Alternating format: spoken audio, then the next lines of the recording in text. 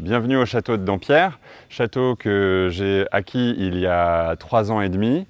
C'est une maison du XVIe siècle et du XVIIe siècle dans laquelle nous avons procédé à pas mal de restaurations depuis ces quelques dernières années.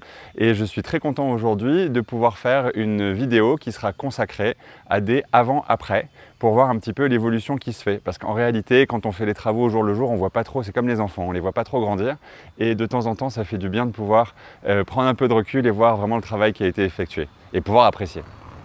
Alors aujourd'hui, on va parler de la grille principale, grille qui a été restaurée il y a 1 an et demi, dont les dorures ont été un sacré chemin de croix, mais c'est terminé. On va pouvoir parler également des écuries qui sont en cours, elles sont presque terminées, les chevaux devraient arriver d'ici 1 mois, on va pouvoir voir ça tout à l'heure. On va parler également des pavillons qui ont été aménagés il y a 1 an et demi et qui ont pris 1 an et demi à être restaurés. Nous allons parler également du parc qui a été planté principalement l'année dernière et qui va continuer d'évoluer, je l'espère. Nous allons parler du miroir d'eau qui a été curé et restauré. Nous allons également découvrir un petit peu les travaux du Châtelet, qui est la première partie monument historique dans lequel les restaurations ont eu lieu. Et enfin, nous allons pouvoir nous balader dans le château, dans lequel les travaux principaux n'ont pas encore été engagés, mais dans lequel nous avons fait les curages nécessaires au diagnostic et au sondage pour que l'on puisse faire des travaux et poser les permis de construire pour la restauration du bâtiment principal. Nous voilà devant la grille de l'école de Nancy qui ouvre sur la propriété mais également sur les écuries qui n'étaient pas des écuries avant. On ira les voir tout à l'heure d'ailleurs.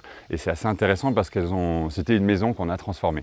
Ce n'est pas le sujet tout de suite. Le sujet maintenant c'est plutôt cette grille. Cette grille qui est une grille de l'école de Nancy. Alors l'école de Nancy c'est une école plutôt du XXe siècle mais il y avait une école de Nancy aussi au XVIIIe siècle puisque ce sont les ferronniers et serruriers, parce que c'est plutôt des serruriers, qui avaient justement fait toutes ces grilles sur la place Stanislas à Nancy, dans cet esprit-là, avec pas mal de dorures. C'est pour ça qu'en grattant un petit peu, lorsque l'on a fait les sondages de la tôle, on a retrouvé de la dorure et on a restitué cette dorure. Ça a été assez épique puisque les entreprises qui ont entrepris la restauration et de la grille étaient formidables. En revanche, ceux qui ont entrepris la restauration des dorures, alors là c'était une autre paire de manches, puisqu'ils m'ont mis les 3/4 à la bombe. Donc je m'en suis aperçu même si je ne suis pas un grand spécialiste. Et ça nous a valu un petit litige, mais c'est rentré dans l'ordre. On a trouvé un mec formidable à Paris qui s'appelle Nicolas Delars, qui est venu exprès ici pendant 1 semaine, qui a d'ailleurs dormi dans ma chambre, et qui est resté là avec ses équipes pendant 1 semaine, et qui a justement pu décaper, restaurer et redorer correctement tous ces éléments qui sont en fait de la tôle repoussée, c'est-à-dire que c'est pas plein, c'est juste des feuilles de tôle qui sont façonnées pour donner ces feuillages et ces fleurs que vous pouvez voir là. Le portail, vous allez le voir, on a choisi une couleur qui est la 70-22 du RAL, de choix de couleur, qui est une couleur qui est assez classique dans les maisons du XVIIIe siècle et dans les restaurations qui y sont effectuées. Le doré n'est pas un doré clinquant, même, il a l'air un peu clinquant quand même, il va se patiner évidemment, mais c'est un doré légèrement vieilli et qui est avec une base ocre qui lui permet de donner justement une couleur qui est un peu moins blanche. La grille à l'origine était bleue quand on l'a retrouvée, c'était pas vraiment un bleu qui était un bleu historique, c'est pour ça qu'on a choisi cette couleur-là. Énormément d'éléments ont été complètement restaurés, mais pas que, il y en a aussi qui ont été refaits et recréés parce qu'il y avait pas mal de manques. Et enfin, la grille a été motorisée avec un système de motorisation qui est assez intéressant parce qu'il n'y a pas de bras extérieur qui ouvre la grille. En réalité, il y a un bras qui vient en dessous soutenir la grille et qui lui permet de s'ouvrir et de se fermer sans que ça se voie et les moteurs sont dans le sol. Le Châtelet, qui est un bâtiment d'architecture plutôt défensive, il est a priori du milieu fin de la Renaissance. On a retrouvé quelques éléments de corniche qui nous le disent et également quelques éléments d'architecture à l'intérieur, notamment au niveau de la cheminée, dont les héraldiques nous expliquent qu'il est a priori de la fin du XVIe siècle. Alors ce Châtelet a subi pas mal de transformations cette année, enfin transformation, on a respecté évidemment l'architecture initiale, mais il n'y avait ni eau, ni électricité, ni isolation et on a pu restituer, vous allez le voir, pas partout encore, mais des fenêtres qui sont des fenêtres avec des petits vitraux, avec des petits carreaux de forme losange légèrement teintés en vert, comme ça pouvait l'être à l'époque. Il y a évidemment une restauration avec un ravalement complet de la façade et à l'intérieur de tous les enduits pour justement récupérer ce fini de pierre de craie assez clair. Et évidemment un aménagement des espaces intérieurs pour qu'ils deviennent vivables et habitables, avec une pièce à vivre à l'étage principal, une cuisine et 3 chambres à coucher. Donc moi qui pensais que la maison était dans une pierre noire, on vient de découvrir qu'en fait elle est dans une pierre blanche. Le nettoyage, ça fait du bien, c'est extrêmement satisfaisant.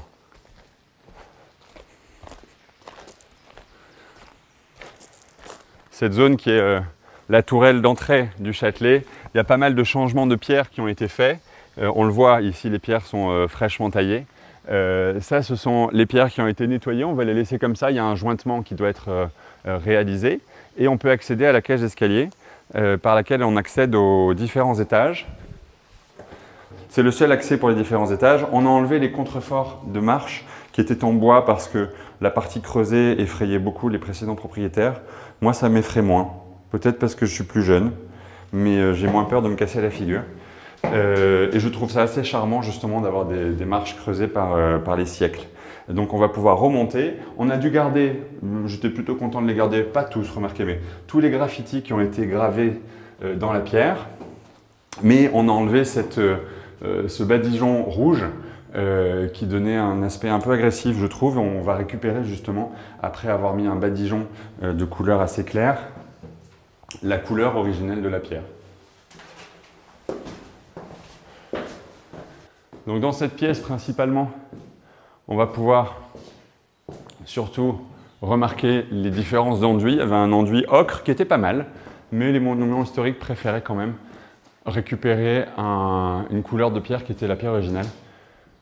Donc on a dû reprendre pas mal de joints, changer quelques pierres qui étaient très abîmées. Et on va pouvoir refaire un lait de chaux, c'est-à-dire une sorte de badigeon que l'on passe par-dessus, qui est assez transparent et qui donne une sorte de patine d'harmonisation qui unifie un peu les pierres les unes avec les autres.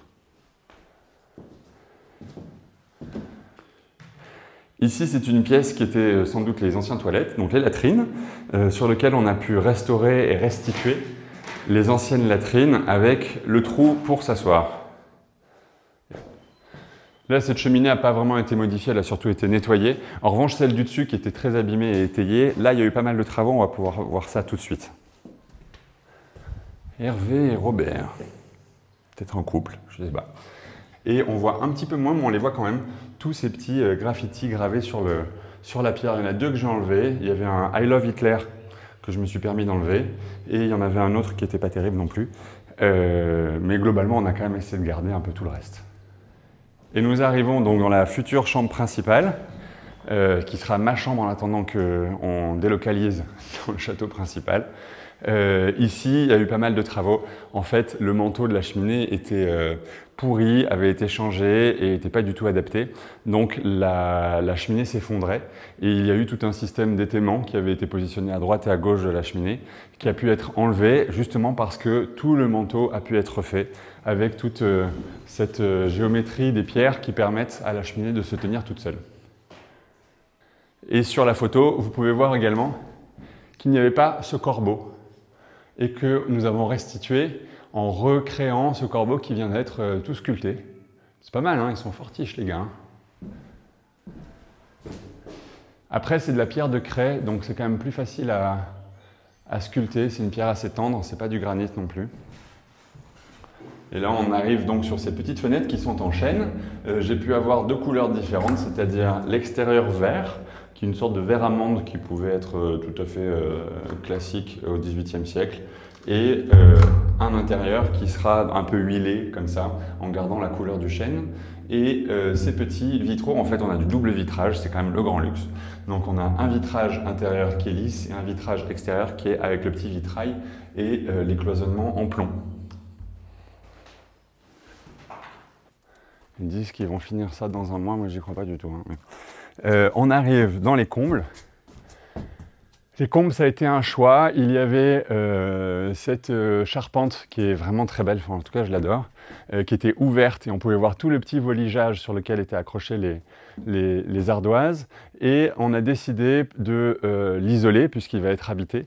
Mais on ne va pas l'isoler comme ça l'est là c'est l'isolant, mais on ne va pas laisser les poutres apparentes, on va refaire comme ça l'était sans doute fait au moment de sa fabrication, c'est-à-dire mettre toute une partie de lambrissage, comme un petit peu les églises du nord de la France parfois, avec des petits lambris en bois les plus fins possibles. On va récupérer l'épaisseur des voligeages d'ailleurs, des voliges, pour faire justement tous ces petits lambris qui vont venir comme une coque de bateau fermer tout cet espace. Là, je pense que c'est un des avant-après les plus probants. En réalité, quand on est arrivé dans la maison, je n'ai pas très bien compris, il a fallu qu'on me le dise qu'il y avait un miroir d'eau ici. En réalité, il était complètement souillé, il y avait de la terre partout, pratiquement au-dessus du niveau de l'eau de la rivière.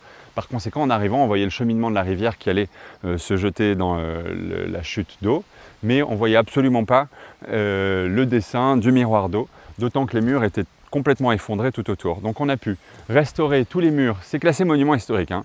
On a pu restaurer tous les murets pour redonner sa forme, on a pu curer à nouveau l'intégralité du bassin pour recréer justement cette arrivée d'eau, de cette retenue d'eau juste avant la chute d'eau avec la rivière qui arrive dedans.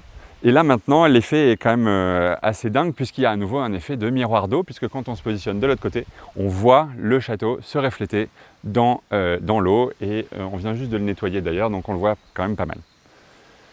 Il y a aussi la restauration du petit pont. Il y avait un pont en béton avec des grosses jardinières de béton qui étaient assez vilains et assez massifs, et je trouve qu'on les voyait trop et on voyait trop cette architecture un peu brutaliste. Et on a voulu justement restaurer cette idée d'un pont et d'une structure qui a été fabriquée au début du XXe siècle, puisque c'est le moment où les turbines ont été installées. Des turbines qui sont en cours de restauration justement pour pouvoir recréer l'électricité qui pourrait a priori rendre le domaine un peu autonome, partiellement en tout cas. Et on a refait un pont un peu Eiffel avec des rivets qui redonnent un aspect un peu plus léger et plus cohérent avec l'architecture technique. Un autre de mes avant-après préférés est justement le parterre est. Le parterre est qui n'existait pas vraiment en tant que tel, c'était un grand parterre avec des allées en gravillon et sans beaucoup de forme et de structure, et on a pu justement, avec l'aide des monuments historiques, restaurer quelque chose qui donnait une idée un peu plus précise de la structure originale de ce parterre. Évidemment, c'est un parterre. À l'arrière d'un château, en général, il y a de grandes allées et des grandes perspectives, ce qui n'était pas le cas ici puisqu'il y a le village et la rivière à l'arrière. Par conséquent, on a voulu imaginer quelque chose un peu plus hôtel particulier avec justement ces deux espaces. On a restauré le bassin initial dans lequel il y a une petite fontaine qui ne marche pas aujourd'hui, je vais demander que ça soit remis, avec une perspective, avec une statue de Diane qui était, comme vous le savez, la déesse de la chasse et de la nature, qui est en bout, ça tombe bien, elle est dans la forêt. Et avec la continuité de ce double alignement de tilleuls qui continue à droite et à gauche et qui se termine comme ça, comme une ogive, sur la statue de Diane. Parmi les restaurations avant-après, on a pu mettre une statue, donc on a trouvé ces sphinges et restaurer la petite chaîne entre les deux, comme vous le voyez sur ce avant-après. Ah ben puisqu'on est là, on va en profiter, on va aller dans la maison principale. Venez voir. Bienvenue dans la maison principale dans laquelle on a passé plus de temps à détruire qu'à construire, mais c'est quand même des étapes complètement nécessaires pour comprendre comment c'est foutu. Et on en est là, donc on a fait des sondages, des curetages, on a pu tout nettoyer et notamment on va rentrer dans la future salle à manger, il faut quand même se projeter, dans laquelle on a enlevé tous les sols pour justement comprendre la hauteur qu'on pouvait avoir ensuite, pour savoir si on pouvait mettre un complexe chauffant de chauffage au sol. Parce qu'on s'est rendu compte qu'en mettant des chauffages sous les fenêtres, ça ne serait sans doute pas suffisant pour avoir une température décente, en particulier pour moi qui suis frileux. Et on arrive ici dans le futur salon qui était tout cloisonné. Là, on a des vrais avant-après qui montrent l'évolution. Donc on a tout pété. Les sols, les petites cloisons, la salle de bain qui était là, pour restaurer justement cet espace et comprendre un peu mieux comment il fonctionnait. Et notamment faire quelques sondages dans les plafonds, voir si on pouvait les récupérer et faire des plafonds à la française avec des poutres apparentes. Également dans les murs, pour voir si on pouvait réouvrir justement les fenêtres de cette façade, et ce sera le cas, donc ça c'est quand même formidable. On pourra avoir donc un salon avec 6 fenêtres. qui va être extrêmement lumineux avec vue sur le Châtelet, le parterre est et le miroir d'eau. Et là, on est dans une de mes pièces préférées, la cage d'escalier, dessinée a priori par Mansart, justement avec cette particularité d'être une cage d'escalier qui tient d'elle-même sans avoir besoin de piliers. Sauf qu'il y a besoin d'un pilier. Donc là, c'est tout l'objet justement de la restauration, c'est de renforcer suffisamment la cage d'escalier et toute la structure et la stéréotomie des pierres pour que tout puisse s'embriquer correctement et tenir, et pouvoir enlever ce pilier qui a été rajouté 2 siècles après la fabrication de la cage d'escalier, il y a probablement une 50aine d'années. Donc ce sera tout l'objet de la restauration de cette cage d'escalier qui va commencer et qui a été soutenue par les monuments historiques après de longues négociations. Donc on aura une restauration qui devrait commencer à partir de janvier 2026 pour enlever ce pilier, restaurer l'état originel qui était classé dans les années 20 et dans lequel il y avait en fait tout ce qui était à l'origine, c'est-à-dire de la pierre de taille. Dans les années 30-20, il y a eu un décor qui n'est pas vilain, hein, un décor art déco qui a été rajouté, qui rajoute une dimension un peu grandiose à l'espace, mais qui n'était pas la dimension de base. Par conséquent, tout ça sera enlevé et on pourra récupérer justement toute la pierre de taille comme on a fait sur cet échantillon. Ça ne sera pas exactement de la même manière parce qu'on s'est rendu compte que la pierre de taille serait difficile à récupérer. Donc il va y avoir en tout cas un enduit avec des joints creusés et un enduit façon pierre.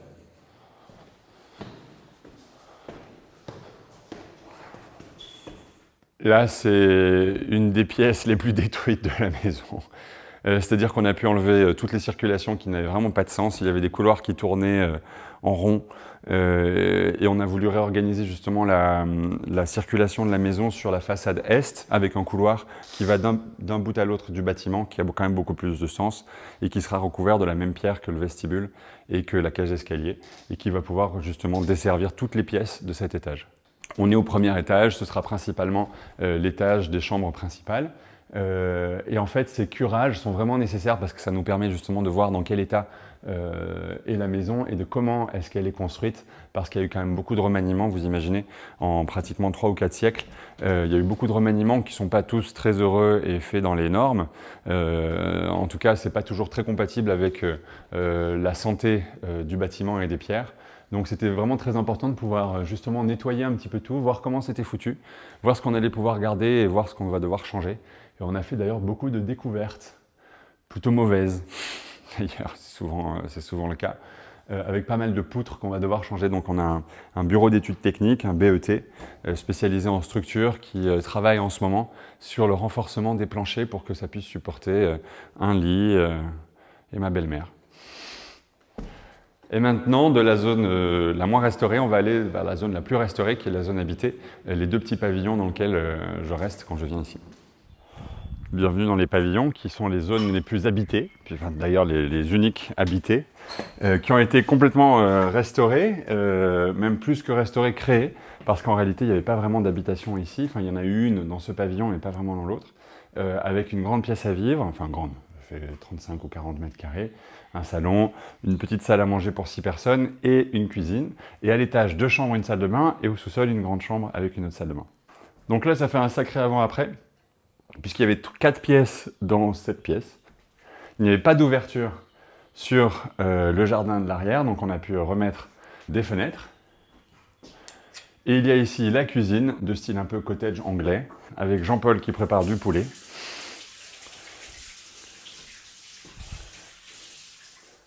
La petite chambre verte au premier étage, qui est ma chambre préférée, avec un cast PMR, qui sont les petits Velux historiques.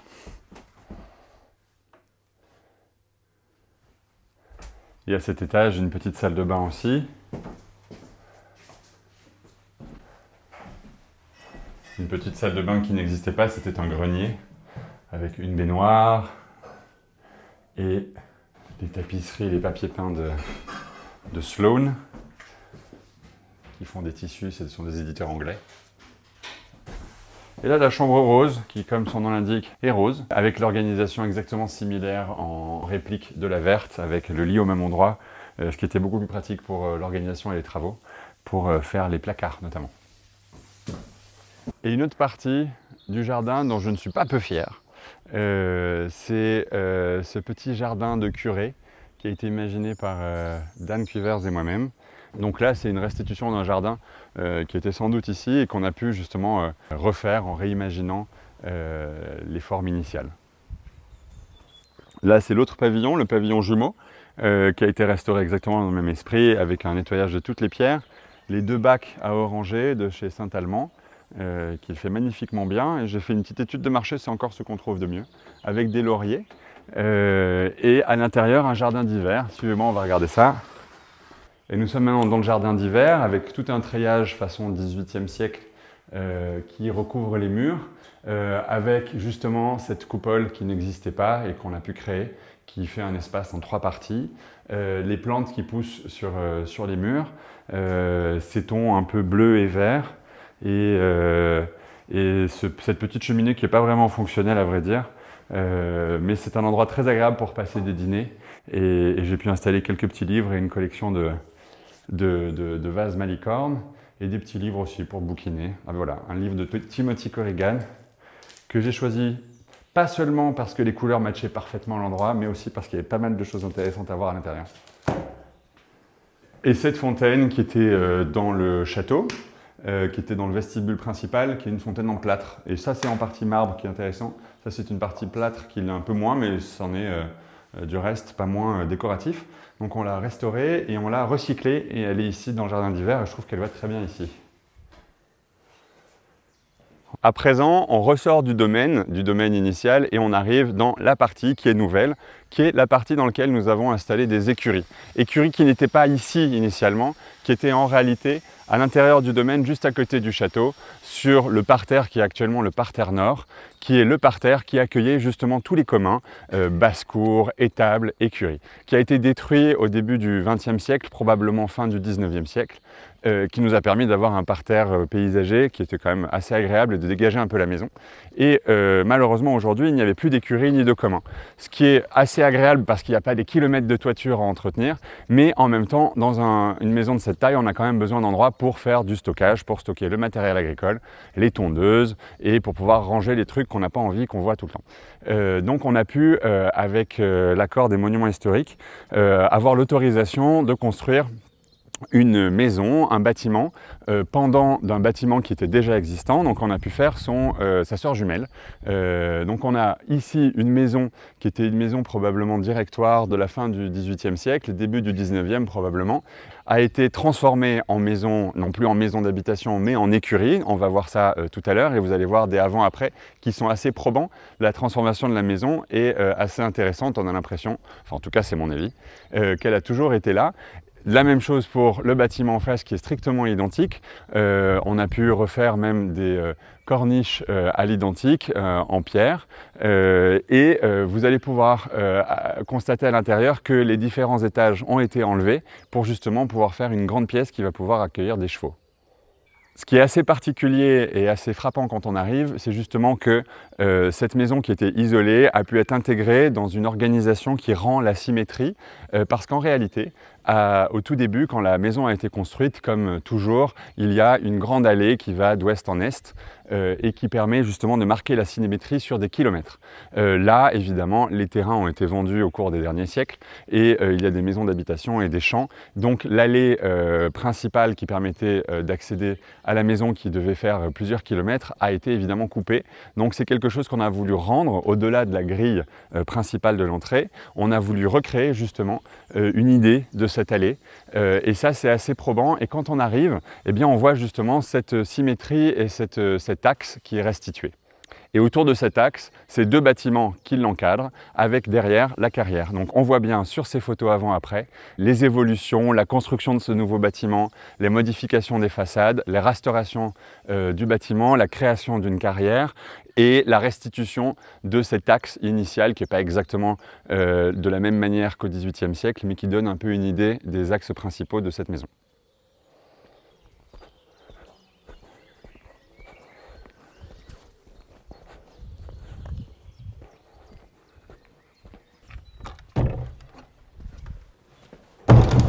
Les écuries.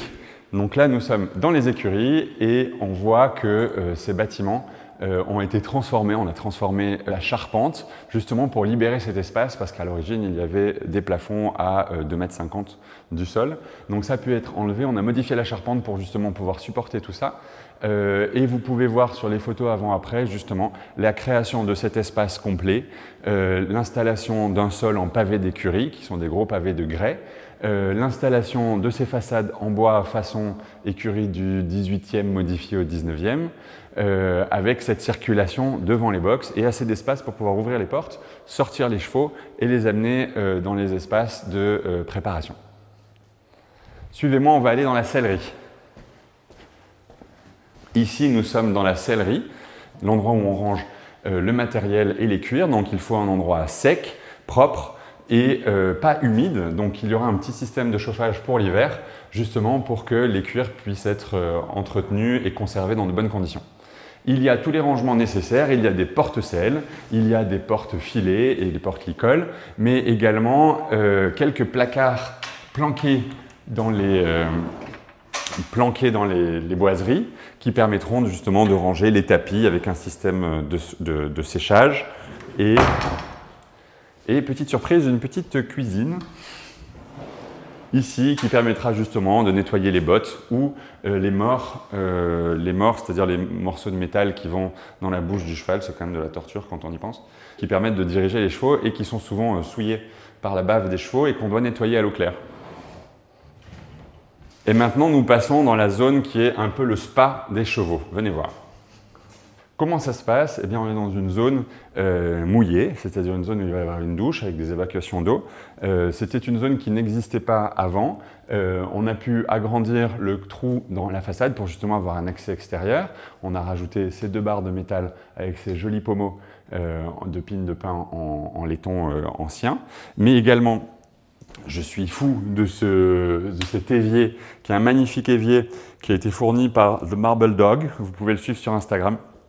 Il est hyper bon, il trouve des magnifiques éviers. N'y allez pas d'ailleurs parce qu'après je ne trouverai plus rien.